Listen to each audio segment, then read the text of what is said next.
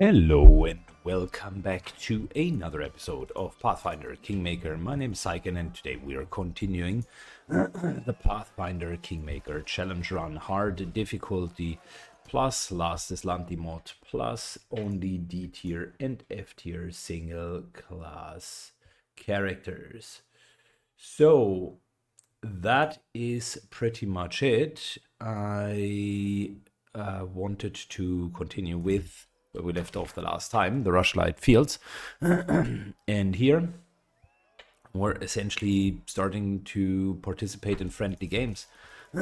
Hopefully we can win some for us. We already have done a locksmithing contest. We've talked to a few people. The general consensus is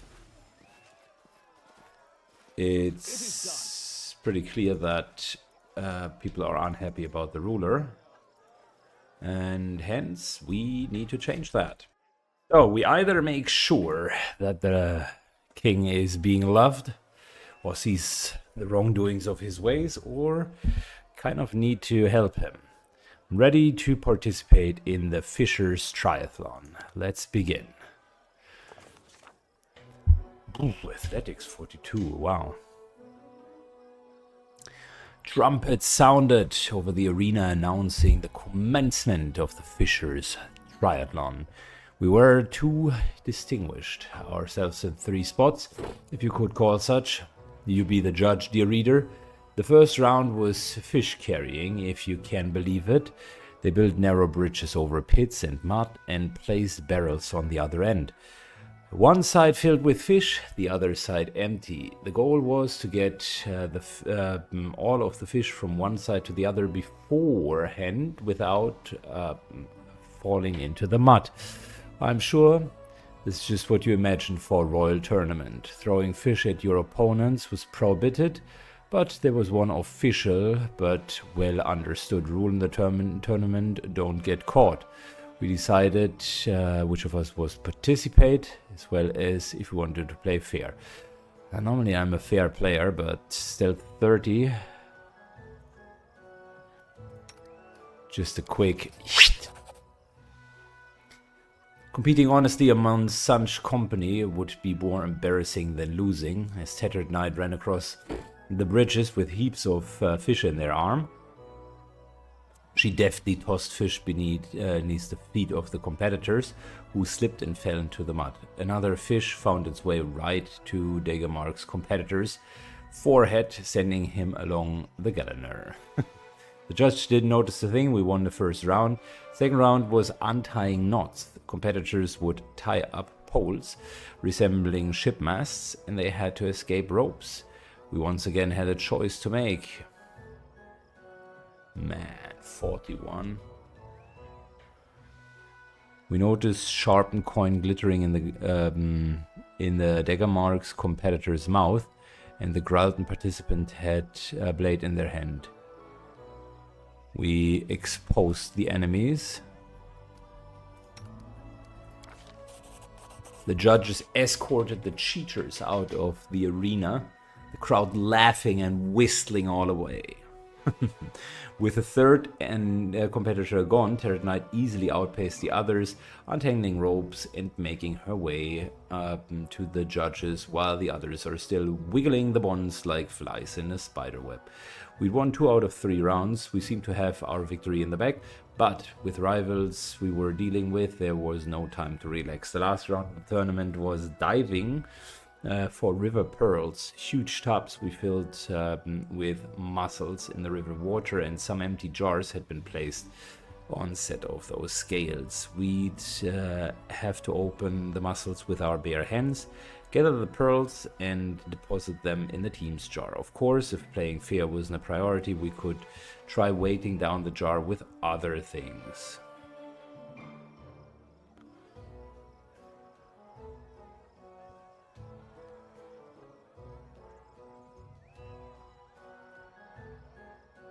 We cheated just a little bit like the others. Tattered Knight bravely dove into the muddy water and started opening shells, breaking her nails in the process. It was a fistful of pearls in her jar as fast as she could, slipping an occasional pebble, pinch, and sand, or dollop of mud when possible. Once the time was up, her jar was the heaviest, a victory for us. Soon we stood on the pedestal and the judges awarded our team the victory. We were wet, muddy, and smelled like fish, but grinned with joy, none the same.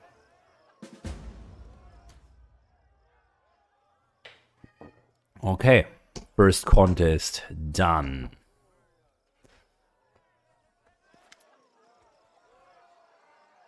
I'm ready to participate in the boasting contest. Everybody's ready? Let's go. The tournament continued with a boasting contest. First participants, a man from Daggermark, stepped up the podium and told a raunchy story about him sneaking into the temple of Callistra and seducing all of the priestesses, including the high priestess, in a single night. The crowd was particularly amused by the suggestive glances he kept casting towards one of the guests from Timon. She simply smiled mysteriously in response. The second participant was a guest from Gralton, who told a completely implausible tale about his travels across the plains, where he battled undead hordes and defeated a blood-curdling monster. He was an average storyteller at best. He'd be lucky to get the C for the story at the academy. But the listeners were inexplicably excited. Suspicious, we took a closer look at the crowd, and of course, we spotted the bard using some tricks of the trade. Little like of magic to aid the Gralton's man's performance. Now, we're not using neutral evil stuff.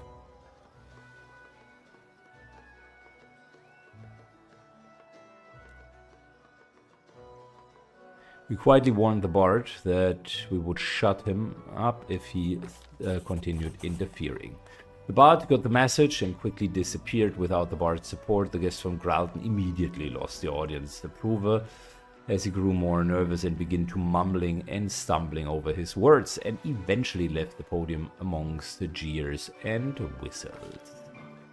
Then it was Pytek's turn. The kingdom's honor was represented by Anamand de Belevara, a sweet-voiced singer whose smile could win over the most withered of hearts. Oh, Anamand. While her voice was smoother than silk, her words strung like arrow. With a soft smile, Anamanda told everybody how she spent a month in our kingdom learning our secrets, instigating a riot. Of course, the honest trade of a bard and the shady dealing of a spy go hand in hand.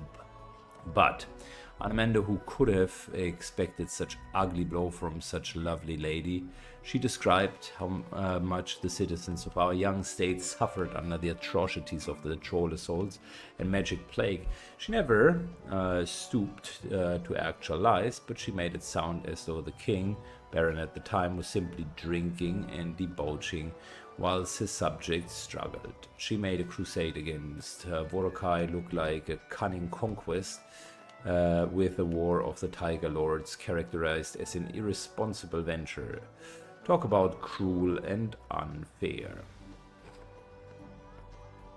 Alright, in response to the story, we recounted how we dealt with Taruccio, another one of the spies. Hawkbite himself. Looking meaningfully at Anamanda, Hawkbite spoke of a sad fate that befell one of Irovetti's spies, and what may be in store for any of the spies that may come across. The audience hung on every word, sometimes laughing uncontrollably, sometimes holding their breath to avoid missing anything. Hawkbite finally brought the story to an end, and the viewers gave him standing ovations as he left the podium. The woman from Timon, priestess of Callista, went last. She told the story of her love affairs in faraway countries and other planes, casually mentioning an unpleasant disease she'd contracted over her journeys that took a long time to get rid of. Hearing that, the participants from Daggermark paled and grabbed at his belt, bringing roaring laughter from the rest of the audience. And finally, the judges announced the winner, Hawkbite. He walked to the podium, thunderous applause took it like a blow. Okay. I like it. You know what's left? The spell slinging contest.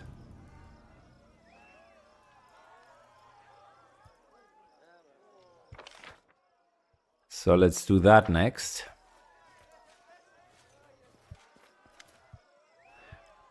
Oh no, it's drunken melee.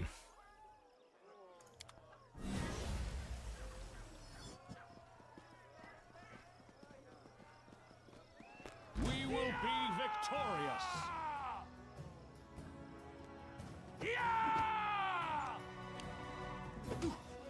What? You dare strike me? I enrage and miss every single hit. Then we just casually go over here.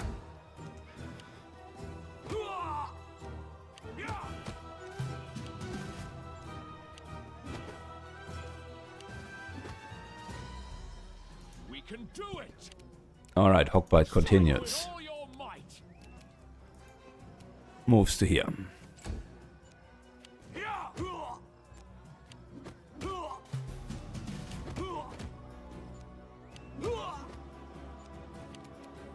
We won't falter. The little guy here, he needs to go down.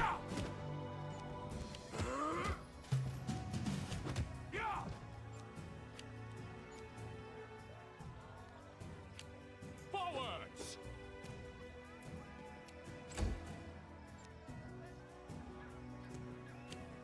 No, 2-on-1. Guys, what's going on? We can do it. Critical hit. Very good.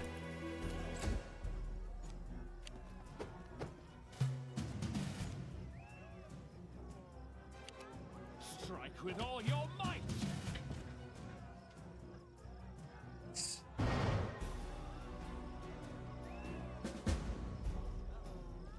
Let us not hesitate. No way. They really undressed him? Oh, come on. So many things. Tournament is finished. We're going there in a second. Before we finish this. Let's do the spellcasting contest.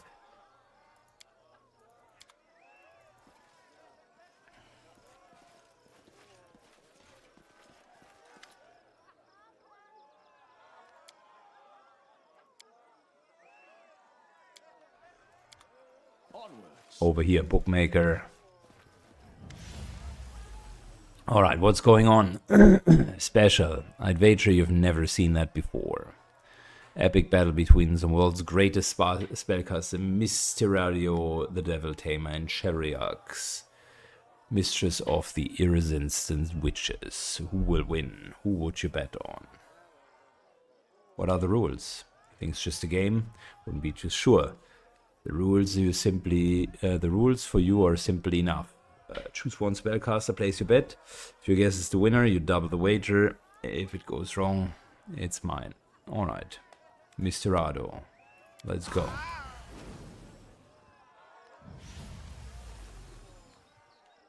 Are you Mysterado? No. You are Mysterado. Team Earth Mephite.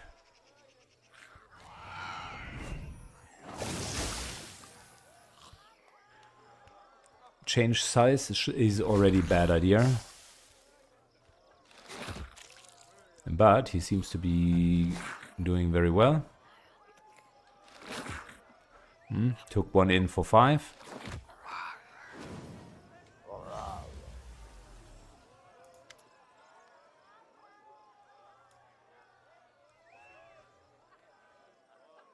Good. Could go either way. It's a little bit like Pokemon if they only use Mephites.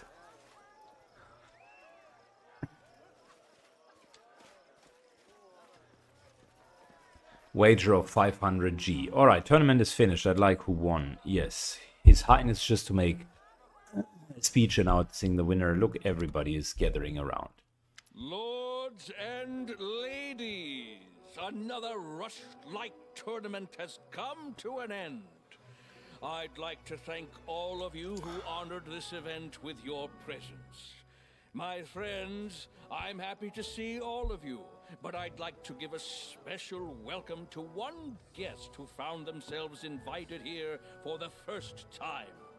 Today, we had the Baron, no, excuse me, it's King now, isn't it? Of a majority of what was once the Stolen Lands. Thank you for coming, my darling. I can call you that, right? I thank you with all my heart. I first learned of him from my friend Stefano Mosconi. To be honest, his report was less than flattering. Impassable swamps, monsters galloping about, and a complete absence of any valuable resources. Nothing more than a dirty hole ruled by another bandit lord, hardly worthy of your attention. That's what he wrote back then. I'm so happy he was wrong. Truth be told, even now traveling that domain is a less than pleasurable experience. Some roads have appeared, but their safety leaves much to be desired. Take the sad story of the poor Toman Henvaki from Gralton. He set off to those lands and hasn't been seen since. His brother Edrist went to find the poor fellow, and what happened? He returned empty-handed. Toman seems to have vanished into thin air, like hundreds of travelers before him. At least Edrist was lucky, I suppose. He managed to come back alive. That's certainly considered fortunate for those who decide to swing through those lands. And the hunt the Baron put on, clearly imitating my tournament, it was beyond description. While guests were out hunting hydras and owl bears, the latter came from behind and ate at the banquet table, along with all the servants. Some celebration, right?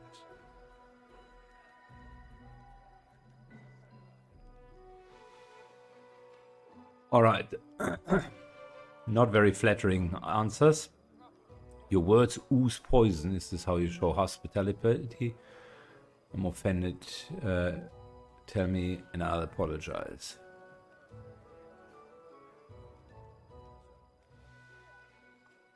I think that's a fair diplomacy. Poison? What do you mean?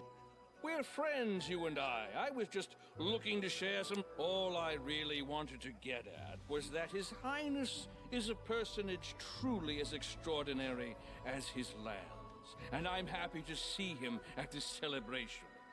And now, it's time to announce the winner of the tournament. This year, all 3 contests were won by guests from one kingdom. I'm not sure what charms, tricks, or divine intervention helped him, but let's hear it for the winner! Your Highness, if you please. I know you're not exactly a master of ceremonies, but please try to say something articulate to my guests.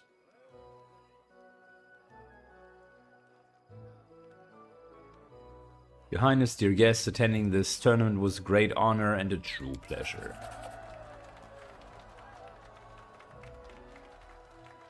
Despite Ironetti's effort to smear you, the eyes of the guests, the audience elated.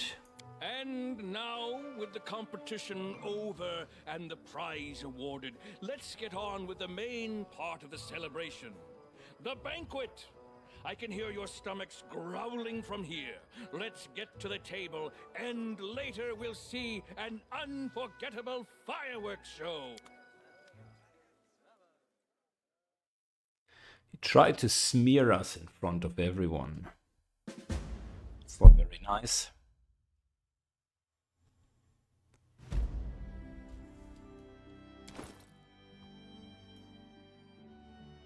What's that ring that we've gotten?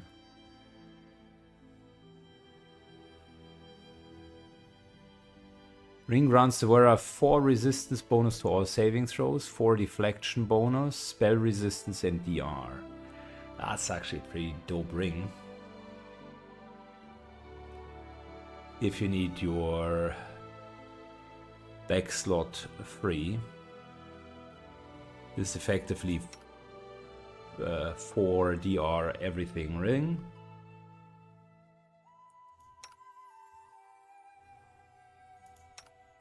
It's not a bad ring.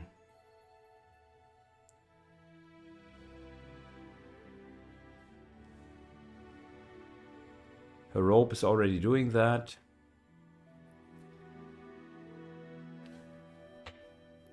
It's not a bad ring at all.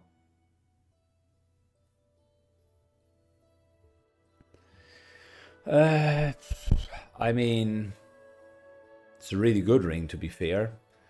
I could free up the mantle. I could theoretically pick up the mantle of the Necromancer and get higher DCs that way. This is really decent as a ring.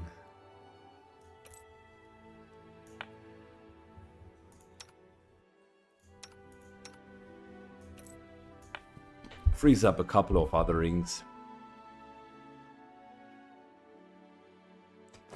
Alright. So, the Rushlight Fields. What is over here? Oh yeah, those were the river pirates.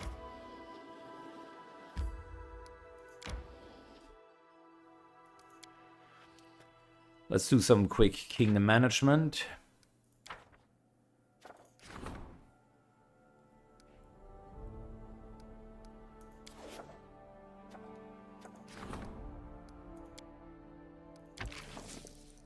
My main problem is the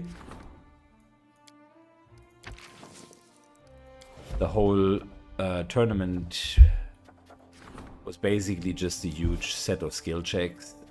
It's not really a problem, but it would have been nice to kind of get a bit more fighting action. But then again, you're fighting that often. It was a refreshing change of course. A rest is in order.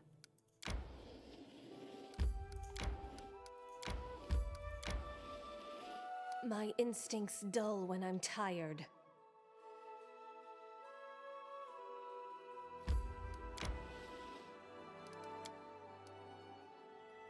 Can we get something that lets us walk further?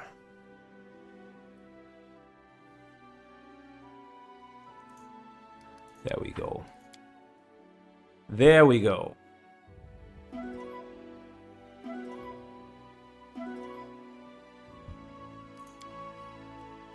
Fantastic. So,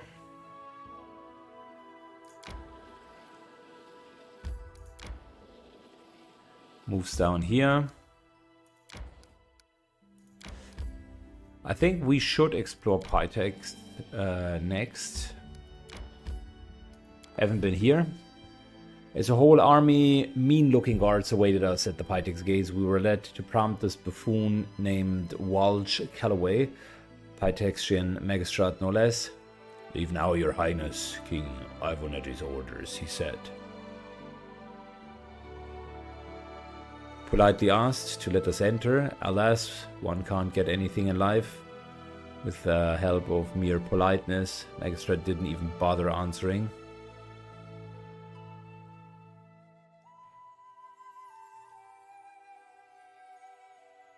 Well,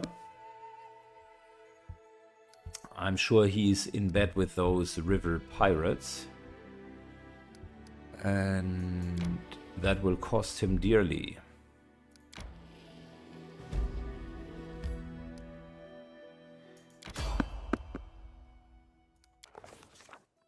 Our travels brought us to a little town surrounding a pursuit of the Destarlield river pirates who have preyed on innocent merchants and travelers. It would have been nice to march in, knock some skulls together and call it a day, but rumors suggest that we've been heavily outnumbered. Even worse, Wellens had set up their camp in a defensible position in the side of the boats, protected by the river on one side, the river forest on the other side.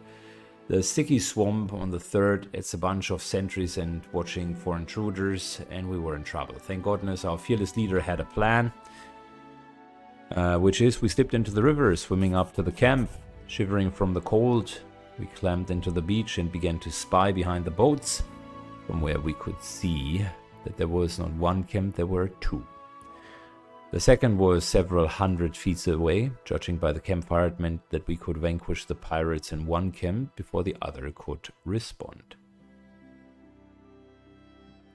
We made rustling near the boats to lure in some sentries. It was exactly the plan you read about in Dashing Tales, and our enemies fell right into our trap. We quietly dispatched the sentries before launching our attack on the remaining pirates. Oh, okay. We get to fight. I love it.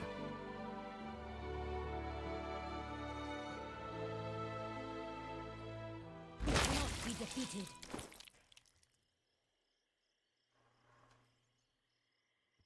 So, can we still get that in? No, we're already in battle. Fabulous. Or not. Delay poison communal. And we're drinking our little size potion. That's how we're getting the base buffs in. They come in with haste. Not good.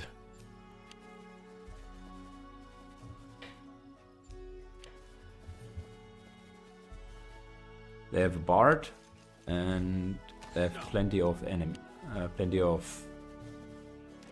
pirates. That's a standard action, right? Yes.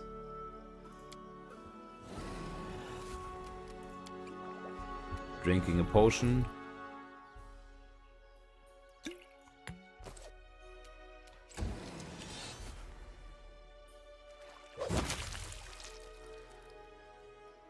And yeah, those two barbarians. Oh, that's a really good combination. So, what are we going to do if we have limited buffs?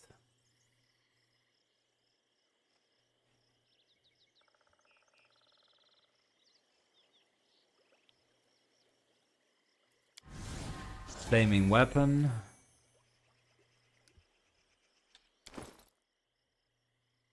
And where's my reduced person here?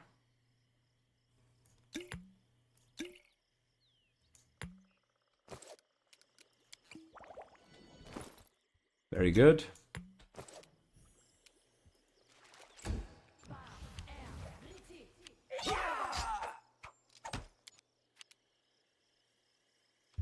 Swift action. Get the song going. Standard action, haste. And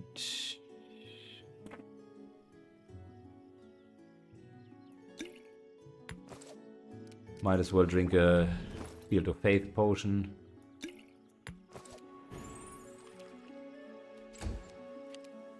There you go. Good. Hawkbite. Hawkbite needs to use the time in order to buff up.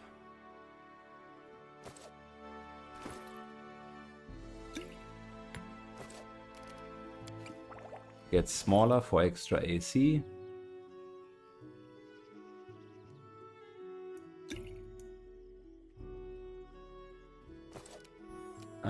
Gets the Shield of Faith. Likely doesn't really do a whole lot. Should have rather used Blur or Displacement.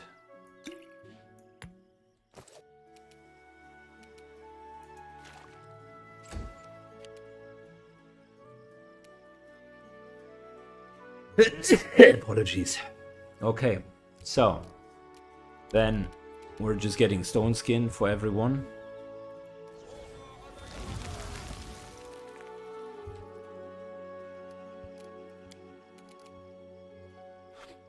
And how about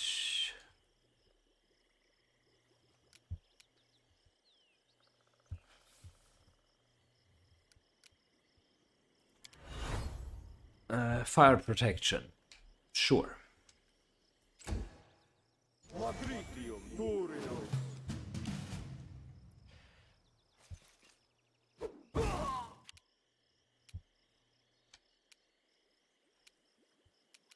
So I would like to act after the tank, and we're just putting all of our guys together on one initiative. That makes it easier.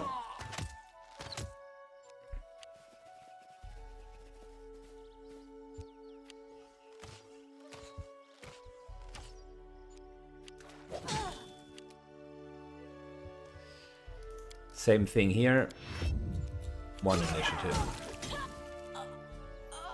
That barbarian is like super hardcore. Your death.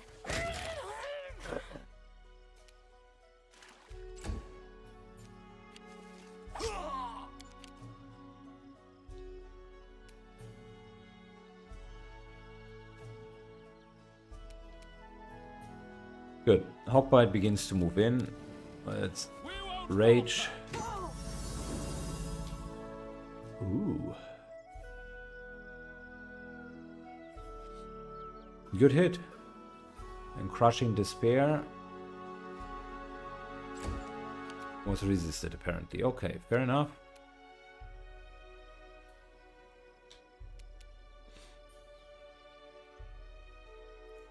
Moves all the way to here. Gets mirror images out. Done.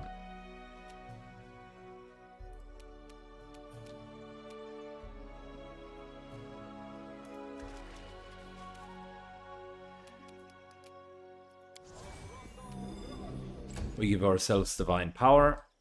Attack!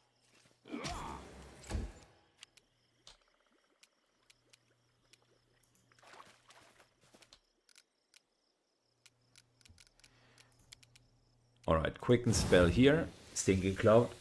Always a fantastic spell. And prayer.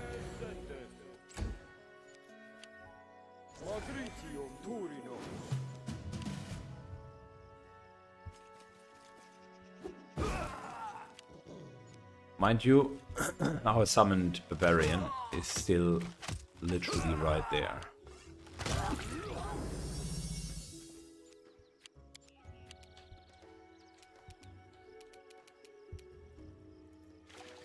Jim moves up. Get another buff up.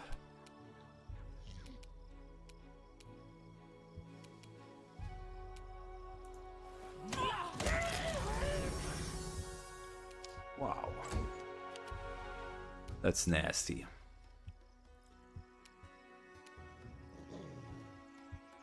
This new weapon that he gave Hawkbite is actually disgusting.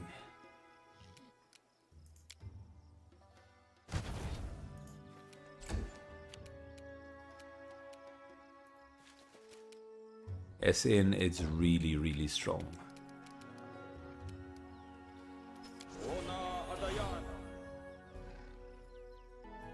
Attack. So, yeah, Gairon really needs to get his 3rd level spells out, because as long as he still has them, he effectively is spell blocked, unfortunately. Anders moves here. This here is a summoning.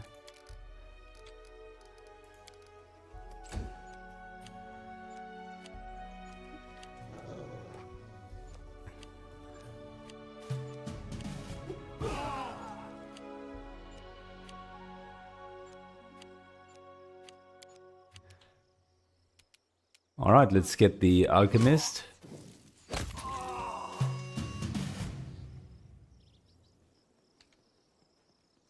Was that the boss?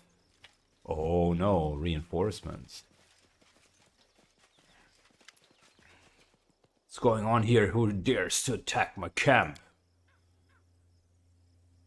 I don't know who you are, and I don't have any patience to hear your excuses, as short-lived as you are. If you have something to say, make it good. Alright, recall what you heard about this woman's heraldry.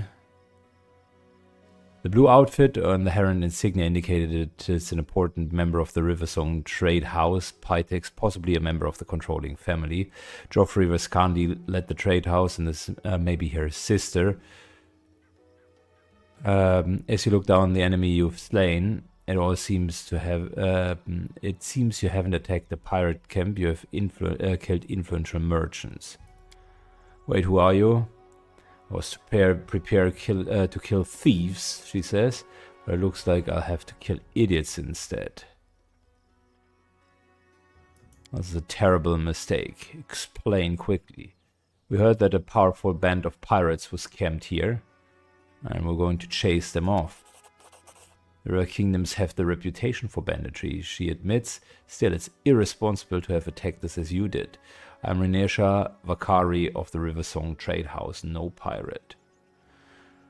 Alright, the playwright Elimer Dishkam told us about this camp. The man writes overblown dramas for a living, and you trusted him? What kind of fool would you have been to... Wait, you're Hawkbite.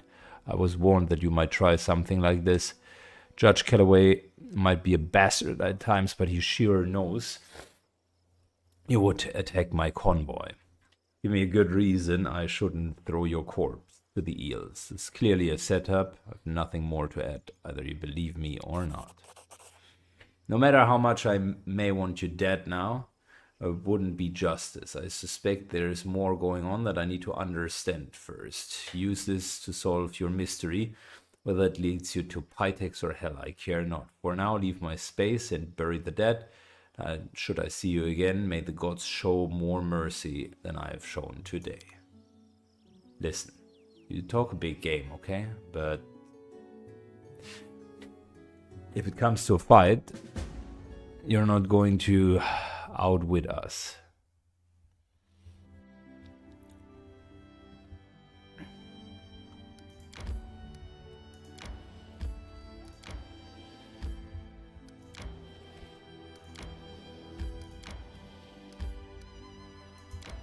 Good. Middle of nowhere.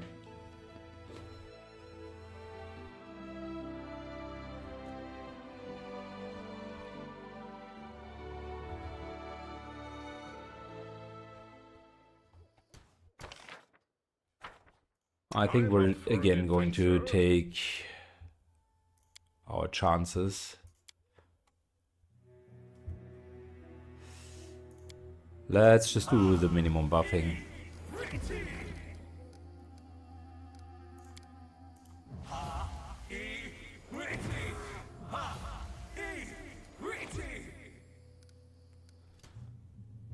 I think all of that is okay. Fire.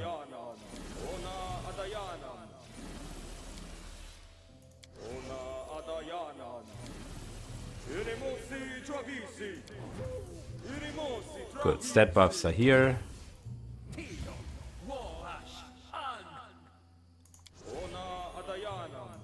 That, into that, into that, into that, and that. We're just doing base buffing, so I'm not going to do the full buffing.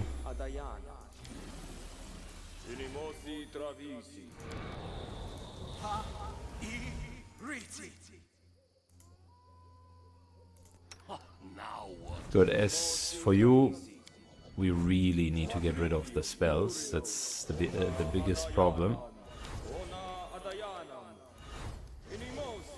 Keep your wits about you.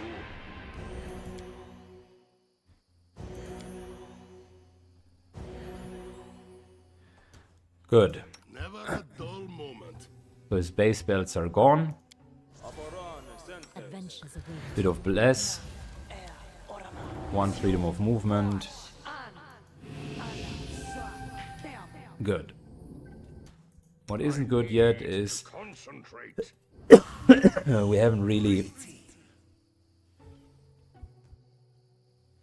Oh, I made the same guy big twice. We haven't really had increased the size of these guys. Good. Here is haste. I do things my way.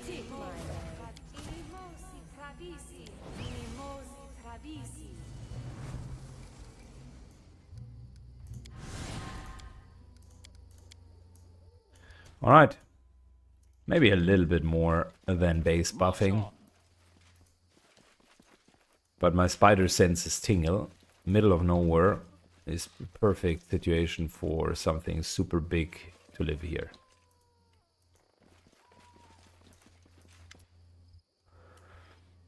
Alright, pick the lock. The door quietly swings open.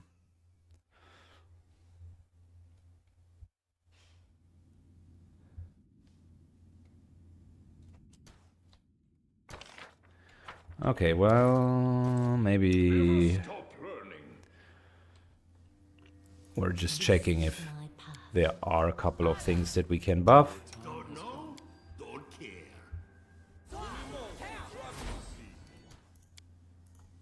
Good. Tired of waiting. I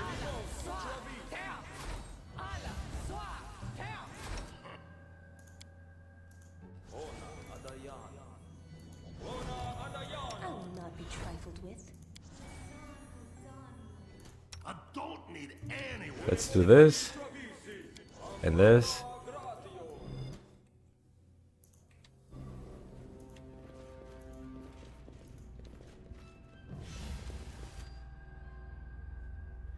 Blakemore.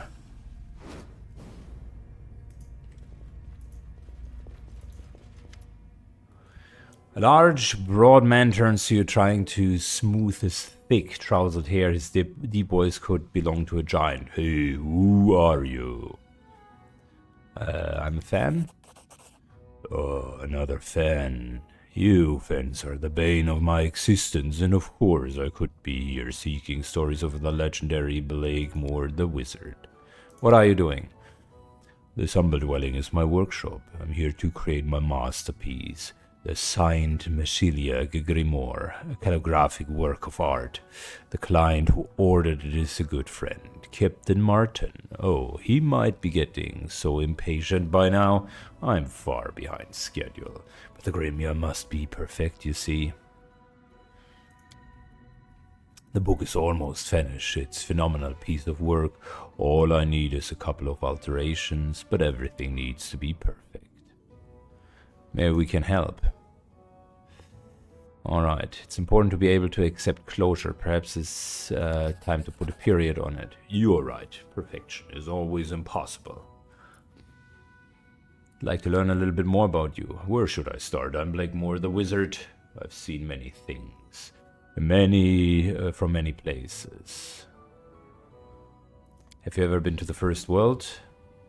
I got into the First World by chance, but in spite of that, it was easy for me to find a job there. I was soon a substitute director at a rather remarkable academy, which was located in the back of an elephant with 3 eyes and numerous tusks. Seeking my new purpose, I would have been a sin market, where I began to bargain. I came away with a fair amount of dangerous curiosity, and on top of that, a sack of tobacco, generously mixed with a dirty though, for an 4 to 1. Horrible mixture to smoke, but my purchases didn't make me happy. Soon after, my curiosity, together with a swarm of my good friends, helped me to discover one of the eldest, the Lantern King. Was playing dirty tricks on another elder, Shekar, by assuming her form and visiting her. Are you hiding? Only from my numerous fans. My enemies are terrified of me, even the mighty devils. Once, thanks to a certain vile entity, I ended up in hell. Took the wrong portal. Long story short, I found myself in hell, and I was quite open season on my head. The devil Sikurai was chasing me, and all I had to fight her off was a sack of low-quality tobacco. The flute of the 100 sea winds, a deaf-mute kobold servant, and sulfur, which laid in such abundance around, but that's more than enough to trick some clueless devil. When Sikurai came for me, I used my gloomiest voice to recite a spell in a language I'd only had invented. On my signal, the kobold ignited the tobacco, and the whole sack of it. All clouds, stinky smoke filled the air. I pretended to go into a fit. That was the second sign. The kobold started to play the flute. Have you ever heard a deaf-mute kobold play a flute? The winds would have truly gone wild. The final hurricane is descending, the end of all times, and the squirrel My loyal friend, the squirrel, started screeching in different voices from the hiding places. The overall effect was terrifying, I must admit. As for me, I spun a bit of magic to make the cloud's smoke look like the Devil Lord. With a booming voice, the illustration, and the figure praised me for my efforts. He gave me another task to create a grimoire, which was an act of a gateway for the devil into my world. Then the wind subsided and the smoke cleared out. After that, Sikurai didn't dare to lay a finger on me, fearing my master's revenge. Devils are extremely stupid after all.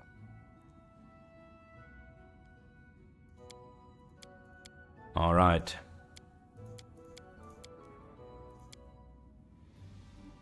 I'm in the need of an advisor. Would you work for me? I'd be an advisor once already and I didn't do it again. I once served one of the Merfolk kings. My service went on quite successfully until I got into an affair with the princess, the king's daughter.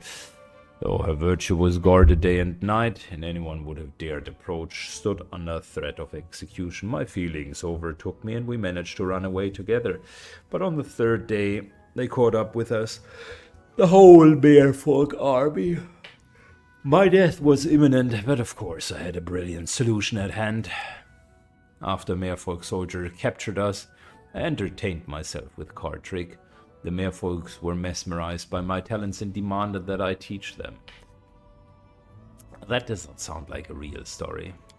He sounds like he's full of or he has like the most crazy lavish lifestyle that anyone has ever had.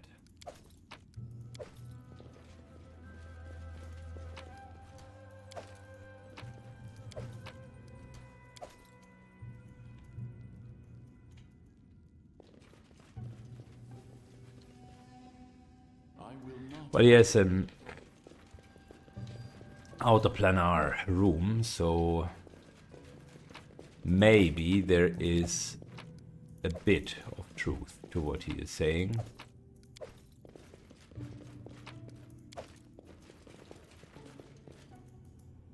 I am finished.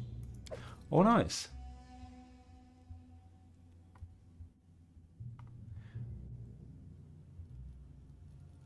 What is this? Wait. So, this locket makes all level 0 arcane spells be empowered, expanded, reach, and maximized. That's a nice one. But unfortunately not very good. Robe of False Death, whereof this robe gains immunity to critical hits. That's a nice item, if it wouldn't come with a hefty -6 to Constitution. And then we got the Binding of the Prince. 3 times per day, the wearer may throw this amulet at an enemy. If the target fails a reflex saving throw, becomes ensnared. Ensnared creature takes penalty to dex and attack. Additionally, each time the wearer takes damage, the chain inflicts half as much damage on the ensnared creature. Question is, do we want that as an additional crowd control? It's not bad, but the natural armor ones, like rocking 32 armor on a backline caster is actually not too bad. It is done.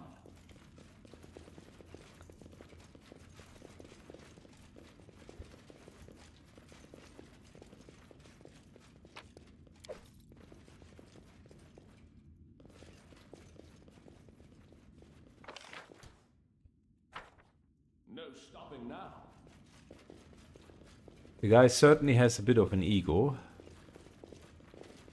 but he also certainly has a very nice and interesting life. Follow me. And unfortunately, there seems to be nothing in particular that we can do.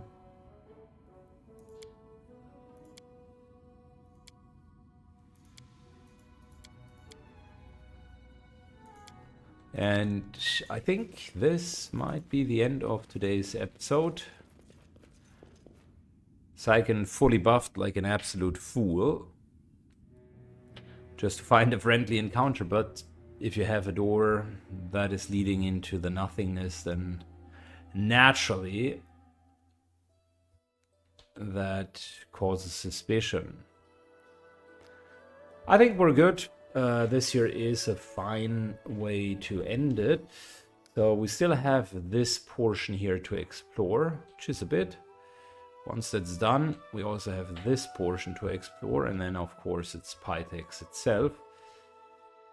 And we have a bone to pick with the king.